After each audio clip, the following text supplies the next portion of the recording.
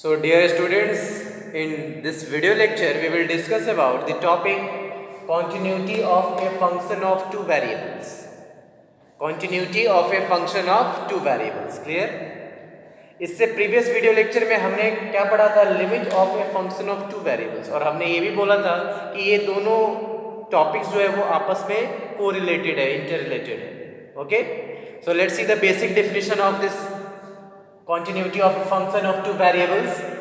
A function fxy is said to be continuous at the point a comma b if limit x comma y tends to a comma b. It means x a को tend करेगा, y b को tend करेगा, then limit of fxy exists. क्या होना चाहिए?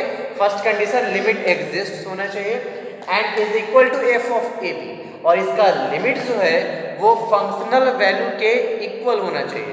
Then we will say that the given function is continuous at a comma b. Very clear. क्या होना चाहिए? लिमिट एग्जिस्ट करना चाहिए, और लिमिट की वैल्यू क्या आना चाहिए? फंक्शनल वैल्यू ए कॉमा बी के बराबर आना चाहिए. ठीक है. इन अदर वर्ड्स, दूसरे लैंग्वेज में इसलिए इसी कॉन्टिन्यूटी को हम कैसे डिफाइन करते हैं ये देखिए.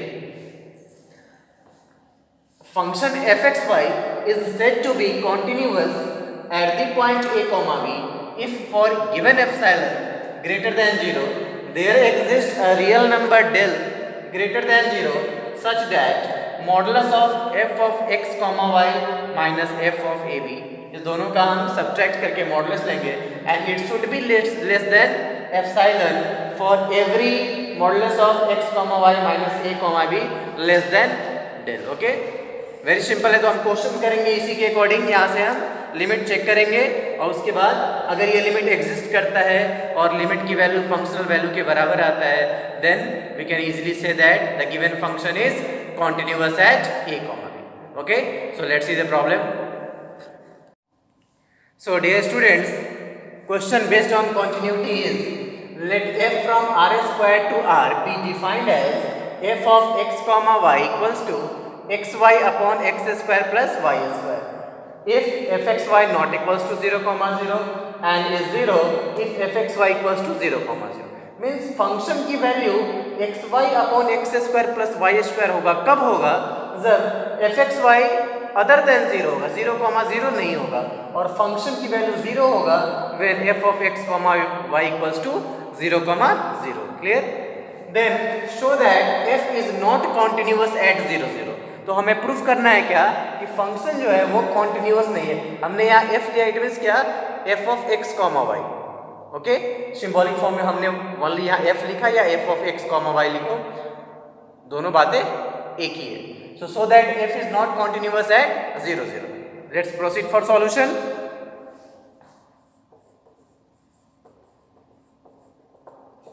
अब रिकॉल कीजिए, कॉन्टिन्यूटी होगा या नहीं होगा, इसके लिए हमें क्या करना होगा? हमें इस फंक्शन का लिमिट चेक करना होगा. क्लियर? अगर लिमिट एग्जिस्ट करता है और जो लिमिट आया निकल के वो लिमिट फंक्शनल वैल्यू के बराबर होता है, then it is continuous. Clear? But अगर वहीं पे लिमिट एग्जिस्ट ही नहीं करेगा तो कॉन्टिन्यूटी की बात नहीं होगी. लिमिट एग्जिस्ट करेगा उसके बाद कॉन्टिन्यूटी की बात होगी. तो पहले हम लिमिट चेक करते हैं. Here f of x comma y equals to xy upon x square plus y square. Limit check करने के लिए क्या करें? हम एक पाथ चूज करें. Let y equals to mx. हमने एक पाथ क्या चूज किया? y equals to mx. Let's see. Then limit x comma y tends to 0 comma 0 f of x comma y equals to limit x into value of y is mx upon x square plus mx का whole square. और ये value अब सिर्फ x में है तो हम यहाँ क्या लिखेंगे? Only x tends to 0. Very simple. x tends to 0. So it is equivalent to limit x tends to 0 mx square upon x square plus m square x square. Clear? Now equals to limit x tends to 0 mx square and taking x square common, so this is 1 plus m square. x square cancel, so we have m square upon 1 plus m square. क्या मिला value हमारा? m square upon 1 plus m square. अब m की value आप put करोगे, अगर 1 put करते हो तो क्या मिलेगा? 1 upon 2. कोई 2 पुट करता है तो 2 2 4, 4 upon 5. मीन्स इस लिमिट की कोई यूनिक वैल्यू नहीं मिला, which depends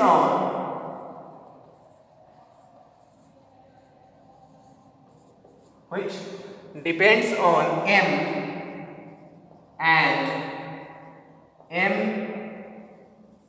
may have any value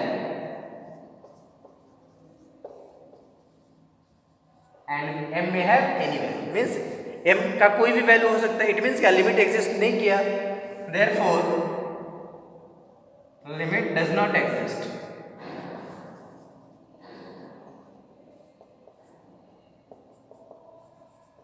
Therefore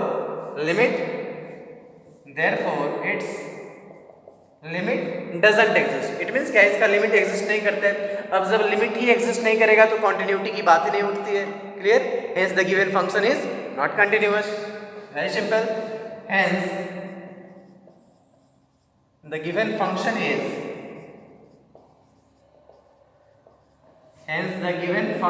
is not continuous. Simple है. फंक्शन का लिमिट एग्जिस्ट नहीं किया तो हमने क्या बोल दिया कि फंक्शन कॉन्टिन्यूअस नहीं है. और अगर लिमिट एग्जिस्ट करता तो फिर क्या करते? उस लिमिट को चेक करते कि क्या उसका लिमिट फंक्शनल वैल्यू के बराबर है या नहीं. अगर बराबर है तो हम बताते क्या कि वो कॉन्टिन्यूअस है. बट यहाँ रास्ते में ही ये लिमिट देने में ही फेल हो गया. जब लिमिट ही एग्जिस्ट नहीं करेगा तो फंक्शन कॉन्टिन्यूअस का सवाल ही नहीं उठता है. Okay, so let's C next question. So the next question is, dear students, show that the function f of x comma y equals to x4 minus y4 upon x4 plus y4 if x comma y not equals to 0 comma 0, and f of x comma y equals to 0 if x comma y equals to 0 comma 0. Means function की ये value कब है? जब x comma y takes other than 0 and this 0 when x comma y takes the value 0. Clear?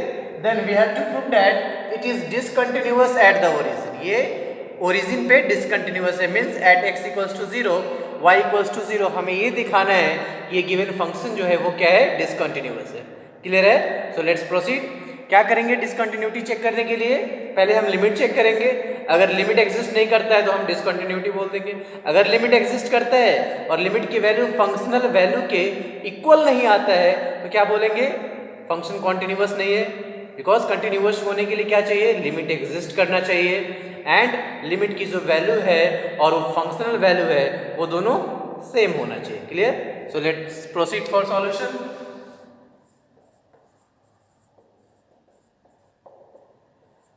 Here fxy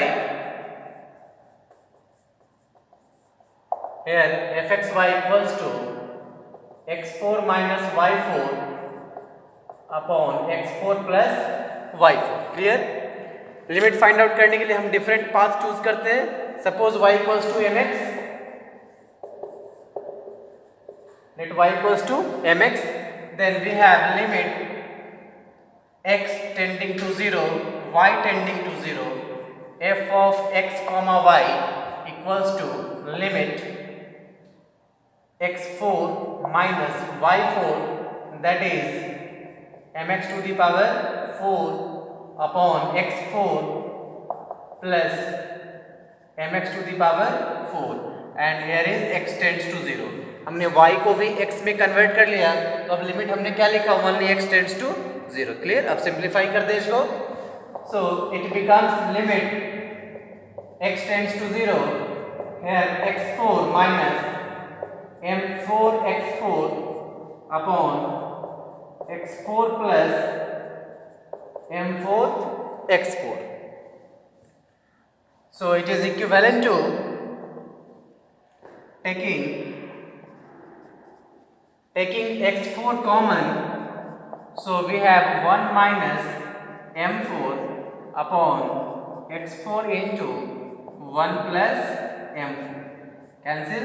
So we have 1 minus m4 upon 1 plus m4. किस में value मिल गया हमें? m में वैल्यू मिल गया. अब m की वैल्यू अगर आप पुट करते हो m equals to 1, then it will give you 0 upon 2, that is 0. When you will put m equals to 2, 1 minus 2 to the power 4 upon 1 plus 2 to the power 4. Clear? It means क्या?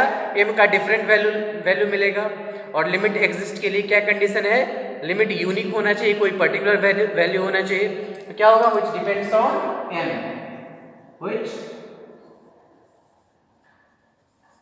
which depends on m,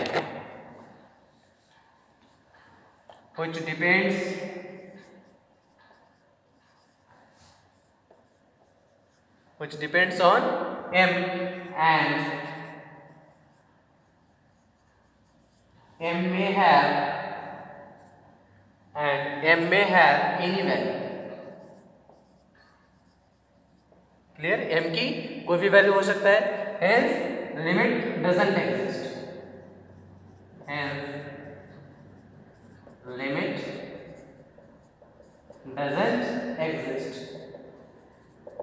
clear? Limit exist नहीं करता. अब limit exist नहीं करता है तो क्या होगा? फंक्शन कॉन्टिन्यूअस नहीं होगा.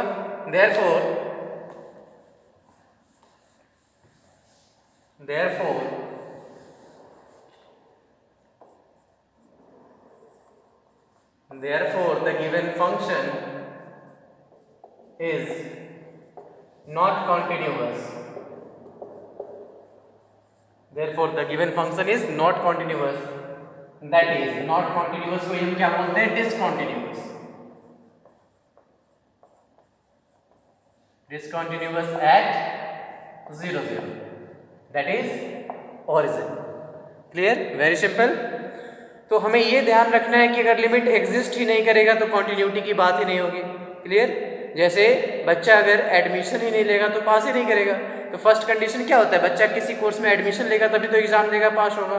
तो यहाँ क्या है कि लिमिट एग्जिस्ट करेगा तभी तो हम कॉन्टिन्यूटी की बात करेंगे. तो जब लिमिट एग्जिस्ट ही नहीं करता है तो कॉन्टिन्यूटी की बात ही नहीं करेंगे.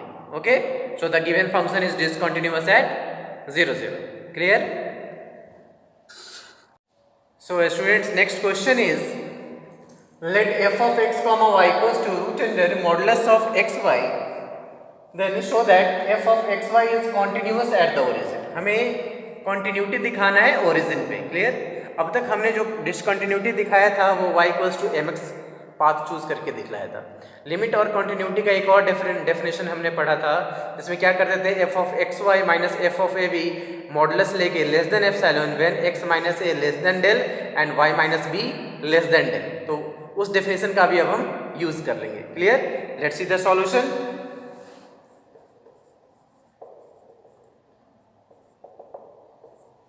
Here let epsilon greater than 0 be given. हमने सपोज किया कि epsilon greater than 0 be given. Now क्या हमें लेना है? Modulus of f of x comma y minus f of ab. ये डेफिनेशन में था, which is equivalent to modulus of fxy is root under xy modulus minus f of a comma b. क्या था? 0 comma 0. a comma b हमें कहाँ use करना है? 0 comma 0 में, because our point is given as origin पे चेक करना है. अगर 1 comma 2 पे होता तो यहाँ हम 1 comma 2 लिखते और फंक्शन की वैल्यू 1 comma 2 पे निकालते. अब जब f of 0 comma 0 निकालोगे, कैसे निकालोगे? f of 0 comma 0 x और y की जगह 0 comma 0 पुट कीजिए तो क्या मिलेगा? Root under 0 into 0, that is 0. Clear? Which is equivalent to modulus of root under modulus of xy, that is taking modulus of this one, that is root under modulus of x into y. Again इसको हम लिख सकते हैं root under modulus of x into modulus of y. अलग अलग लिख लिया. Again it is equivalent to root under modulus of x into root under modulus of y. Root under modulus of y. Now this is this value is root under modulus of x into root under modulus of y. This value is less than root under epsilon into root under epsilon, which is less than epsilon. ये कब possible होगा?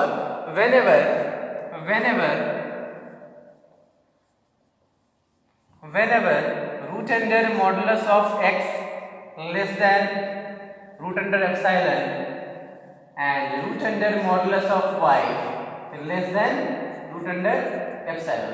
हमने क्या value suppose कर लिया? Root under modulus of x की value root under epsilon के equivalent consider कर लिया. अब क्या होगा? यहाँ से आप रूट अंडर कैंसिल करोगे दोनों साइड तो क्या मिलेगा? That is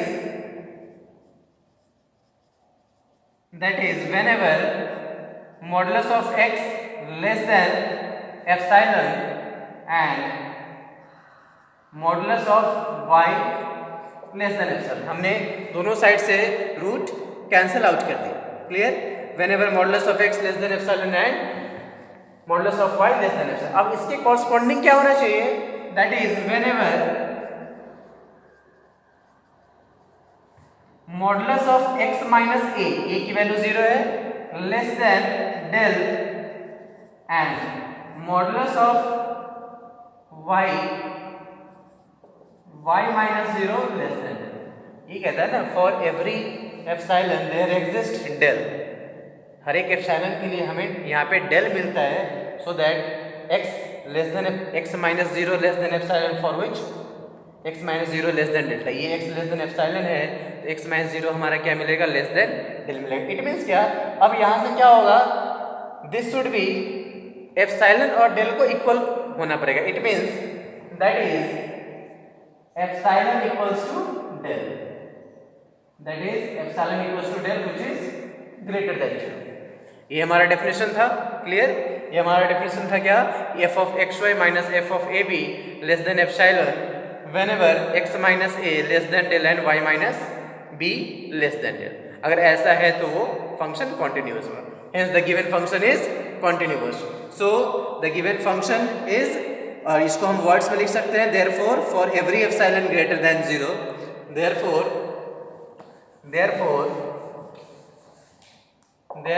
for every epsilon greater than 0 there exists del greater than 0 such that modulus of f of x comma y minus f of 0 less than epsilon whenever modulus of x minus 0 less than del and modulus of y minus 0 less than del. Therefore the given function